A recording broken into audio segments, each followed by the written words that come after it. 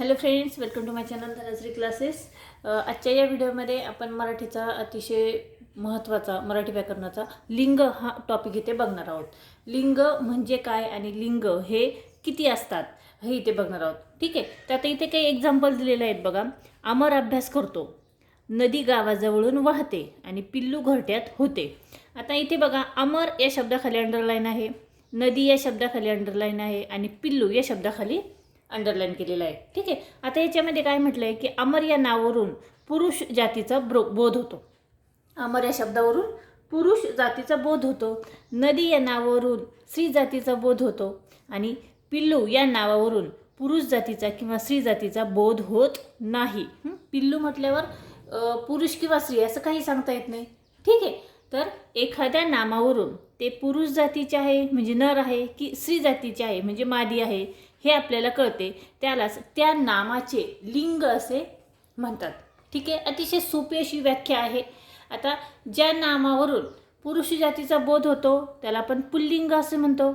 ज्या नामावरून स्त्री जातीचा बोध होतो त्याला स्त्रीलिंग असे म्हणतात आणि ज्या नामावरून पुरुष किंवा स्त्री जातीचा बोध होत नाही ते नपुंसकलिंग या नावाने ते ओळखले जातात. ठीक आहे, लिंग हे 3 प्रकारचे असतात: पुल्लिंग, स्त्रीलिंग आणि नपुंसकलिंग.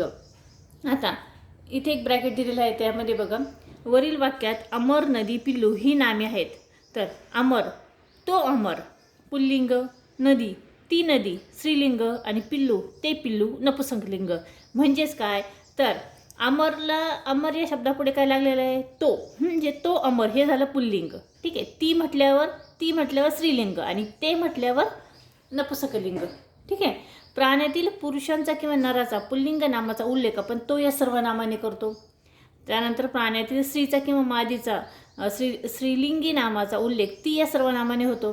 आणि स्त्री किंवा पुरुष जातीचा बोध होत नसेल तर ते नपुंसकलिंग म्हणजे उल्लेख ते या सर्वनामाने आपण करतो. म्हणजे तो, ती, ते या सर्वनामावरून लिंग ओळखता येते.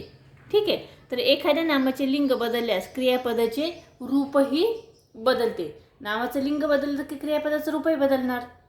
ठीक आहे, तो अभ्यास करतो आणि ती अभ्यास करते, या पद्धतीने. पुढे इथे बघा, काही पुल्लिंगी नामांची स्त्रीलिंगी रूपे ठराविक पद्धतीने होतात. आता इथे पुल्लिंग आणि पुल्लिंग स्त्रीलिंग असं ब्रॅकेट दिलेलं आहे, ते आपण वाचून बघूया. की माळी असेल तर त्याचं स्त्रीलिंग काय येईल, माळी.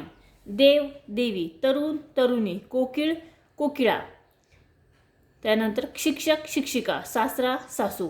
हे झालेत पुल्लिंग आणि हे झालेत स्त्रीलिंग. त्याच पद्धतीने कुत्रा, कुत्री, पाटील, पाटलीन, चिमणा, चिमणी, कोळी, कोळीन, गायक, गायिका, राजा, राणी. पुढे वाघ, वाघीण, बालक, बालिका, लेखक, लेखिका, आजोबा, आजी, गवळी, गवळण, पती, पत्नी. ठीक आहे, या पद्धतीने ते पुल्लिंग आणि स्त्रीलिंग नामे आहेत. त्यानंतर काही नामांची स्त्रीलिंगी रूपे स्वतंत्रपणे होतात. ती स्वतंत्रपणे कशी होतात बघा. भाऊचं काय येईल, स्त्रीलिंग बहीण, स्वतंत्र रूपाला हे. उंट, सांडणे, मोर, लांडोर, पुरुष, स्त्री, बैल, गाय, दीर, जाऊ, नर, मादी, पुत्र, कन्या, बोकड, शेळी, वडील, आई, बोका, भाटी किंवा मांजर आणि नवरा, बायको. ठीक आहे, ही झाली स्त्रीलिंगी जी रूपे आहेत ती स्वतंत्रपणे होतात. आणि काही सजीवांची नामे आणि त्यांचे लिंग इथे बघा.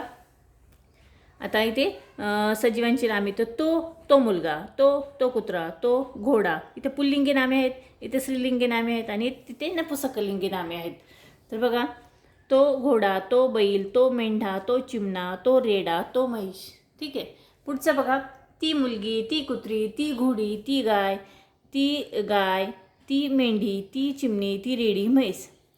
ते मूल, ते पिल्लू, ते शिंगरू, ते वासरू, ते मेंढरू, ते पाखरू, ते रेडकू. ठीक आहे, तर या पद्धतीने आपण लिंग म्हणजे काय आणि लिंगाचे जे प्रकार आहेत ते आणि त्याची पुल्लिंग, स्त्रीलिंग आणि नपुंसकलिंग अशी रूपे देखील इथे बघितलेली आहेत. आय होप तुम्हाला लिंग हा टॉपिक नक्की समजला असेल.